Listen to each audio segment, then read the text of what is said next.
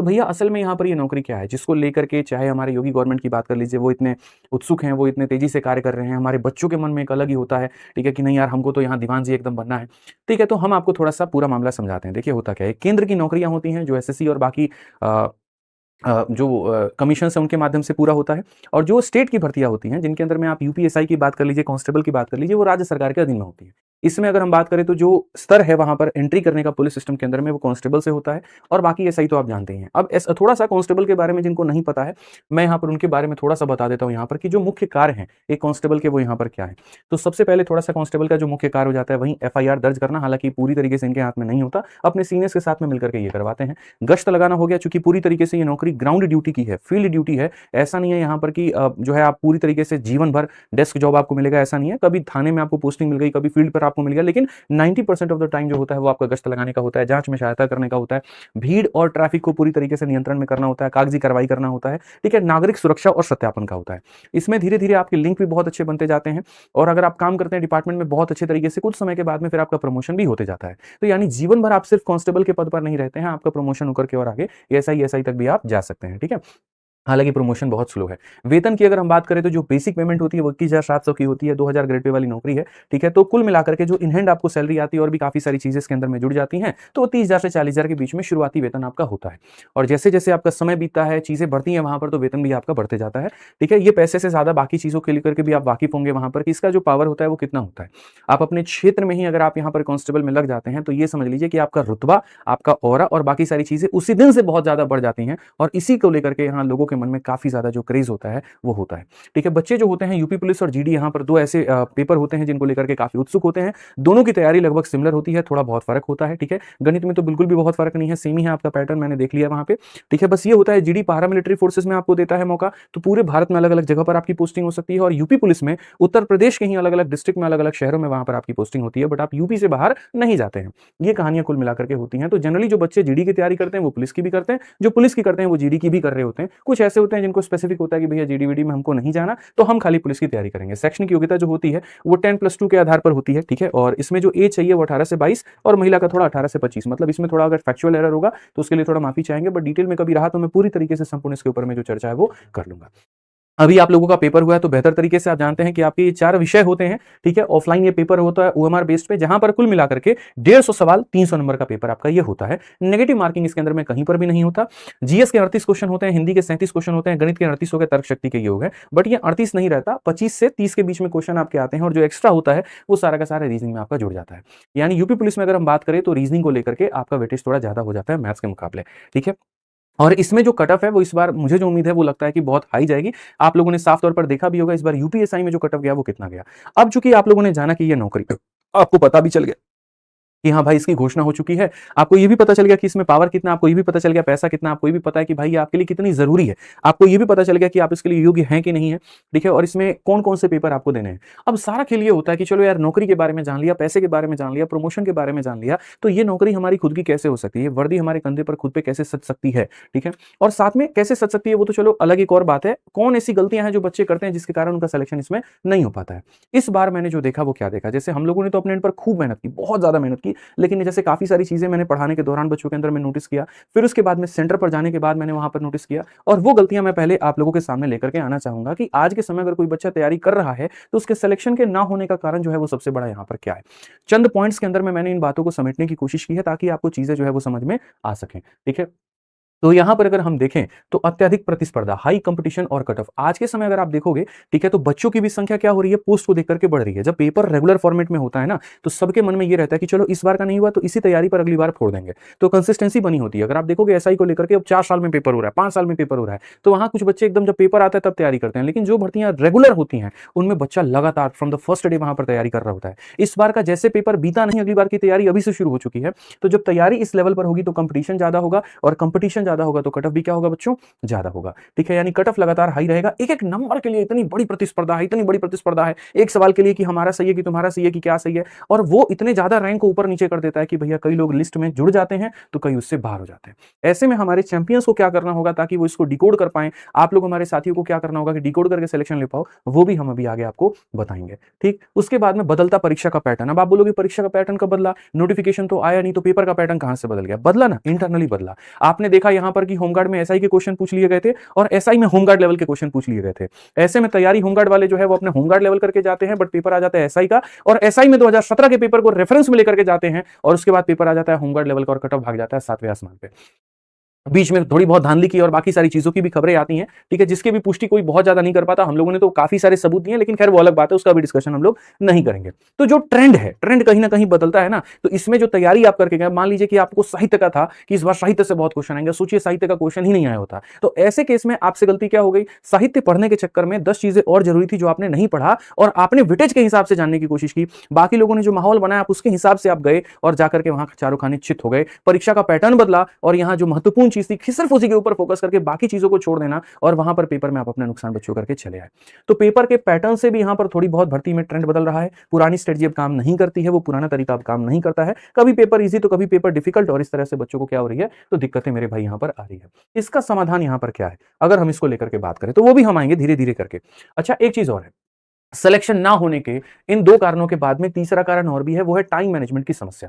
ठीक है, देखिए मैं आपको कुछ बातें कहूंगा, हो सकता है मेरी बातें थोड़ी आपको कड़वी लग जाएं, थोड़ी मेरी बातें बुरी लग जाएं, मैं पहले से उसकी माफी मांग के बैठा हूं, ठीक है, कि माफ कर दीजिएगा उस शब्दों के लिए, लेकिन ये वास्तविकता है।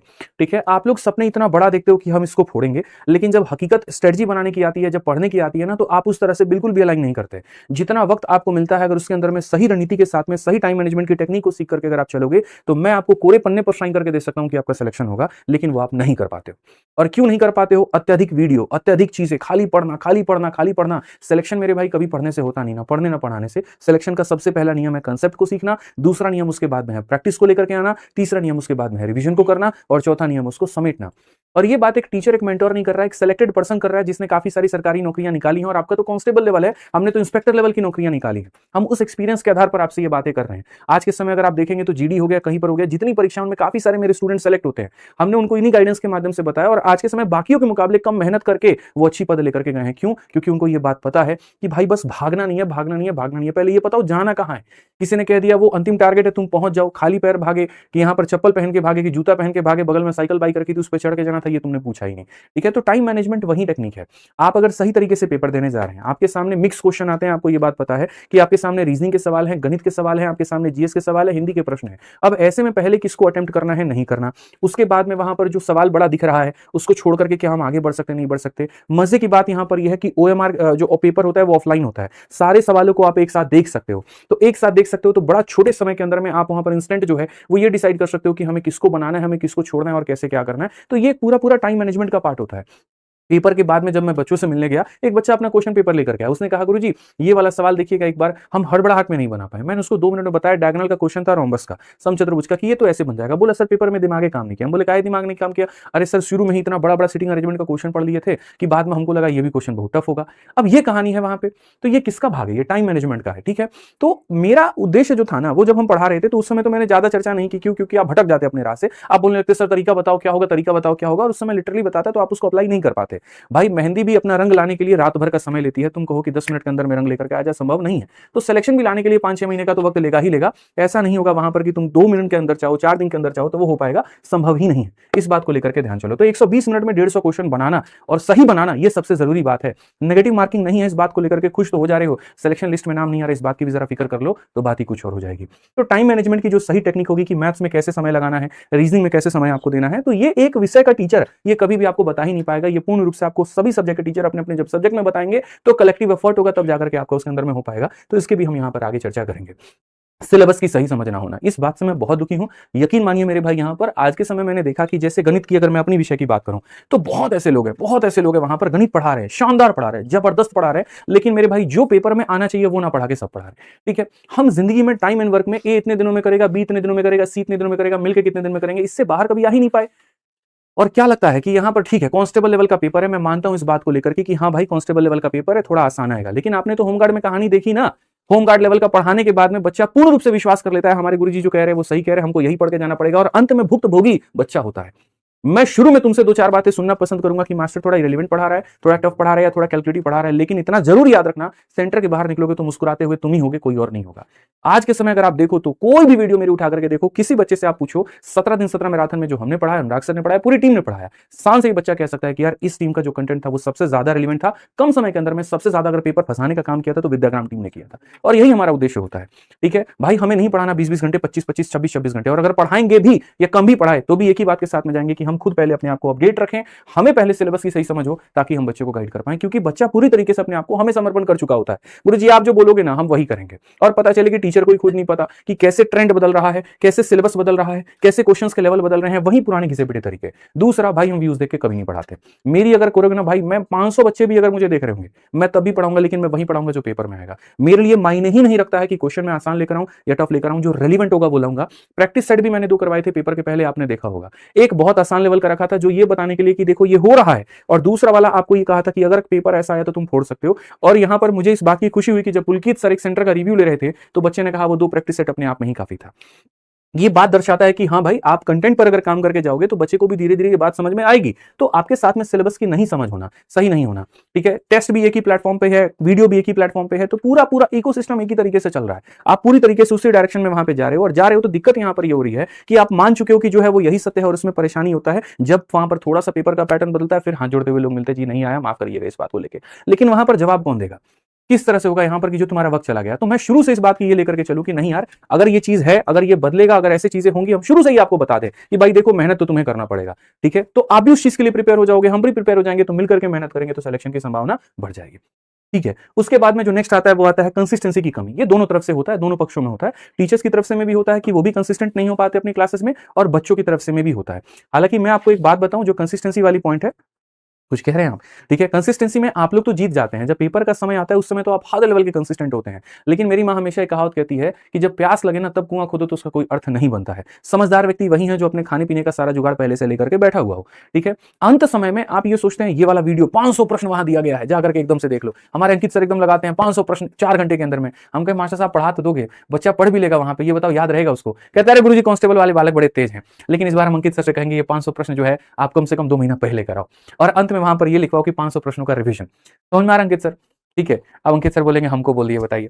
नहीं सर, इस बार टाइम नहीं मिला। टाइम नहीं मिला था ना, तो इसमें आपकी कोई गलती नहीं है, लेकिन इस बार हमें बच्चे को पूर्ण रूप से ये पहले बता करके चलना पड़ेगा। मैं इसी बात के लिए उनको ये बात कह रहा हूं कि जो कंसिस्टेंसी की कमी है, ठीक है, आप लोग एंड में तो बहुत कंसिस्टेंस रहते हो, बहुत ज्यादा पढ़ाते हो, लेकिन आप शुरू में कंसिस्टेंट नहीं रहते, और नहीं रहते तो मुझे लिटरली बताऊं, मैं देख करके इसको दुखी होता हूं कि यार क्या ही है ये, बताओ क्या ही कर रहे हैं बच्चे, मुझे तो यही समझ में नहीं आ रहा। अंत में घोटने घोटने घोटने घोटने घोटने के चक्कर में लगे पड़े हैं। लेकिन ये बात समझना पड़ेगा कि मेहनत करनी है तो शुरू से करनी है, रणनीति रखनी है तो शुरू से रखनी है, चाहे वो पढ़ने की हो, चाहे वो प्रैक्टिस की हो, चाहे कोई भी चीज की हो, लेकिन स्टार्टिंग से। जीतता वही है जिसकी रणनीति पहले हो। अंत समय वाले को उतना ही मिलता है जितना जीतने वाले छोड़ के चले जाते हैं, ध्यान रखिए इस बात का।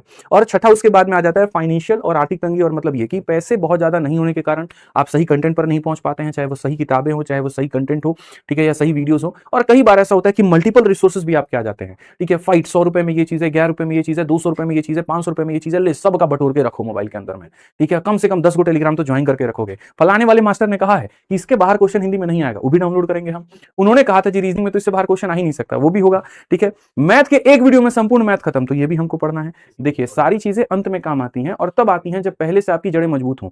इनमें कहीं पर कुछ भी गलत नहीं है, लेकिन मेरे भाई गलत कहां हो जाता है, आपने पहले से अपनी चीजों को नहीं पढ़ा। ठीक है, जिस घर की अगर नींव मजबूत होती है ना, तो उसके जितों पर जितने माले आप बना सकते हो आप उतना बनाओगे तो मकान कभी ढहेगा नहीं। आपने अगर नींव मजबूत नहीं की बच्चों, और उसके बाद में अगर आप सोचोगे कि फर्स्ट फ्लोर बहुत मजबूत बना लेंगे, सेकंड मजबूत बना लेंगे, तो गारंटी कहता हूं उसका गिरना तय होगा।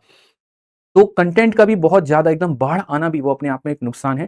सीमित चीज पढ़ना है, इसी इतने को पढ़ना है, और उसको बार बार पढ़ना है, उसकी अभ्यास बार बार करनी है। आप ऑटोमेटिक देखना कि किसी भी प्लेटफॉर्म का आप मॉक टेस्ट देकर के देखोगे तो आपको फायदा मिलेगा ही मिलेगा। तो ये जो कुछ कमियां हैं बच्चों के अंदर में है, अब इसका समाधान यहां पर क्या है मैं आपको बताता हूं, एक एक करके मैं आपको इसका समाधान बताऊंगा। देखिए ये पूरा का पूरा एक कॉम्प्लेक्स प्रोसेस है। अगर हम लोग समझे कि एक कोई ऐसी वीडियो आ जाए जिसके माध्यम से हम ये देखें और गणित हमारा पूरा समाधान हो जाए, हम पूरा पूरा गणित पढ़ ले, वहां पर वो प्रैक्टिकली पॉसिबल नहीं है।